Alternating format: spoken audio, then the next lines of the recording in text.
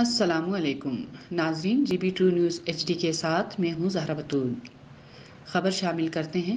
ضلع شیگر سے higher secondary school الچوڑی sugar میں مسلسل ایک ہفتے سے بجلی بند، جس کی وجہ سے اسکول کے سسٹم درہم برہم اور طلبہ و طالبات ذہنی اذیت کا شکار۔ کمپیوٹر کلاسز پڑھانے میں مشکل، اسکول کے اسٹوڈنٹس میں غم و غصہ۔ ذرائع کے مطابق ہائر سیکنڈری اسکول الچوڑی کے ٹرانسفارمر کو اصل جگہ سے ہٹا کر گاؤں کے دوسرے جگہ لے گئے ہیں۔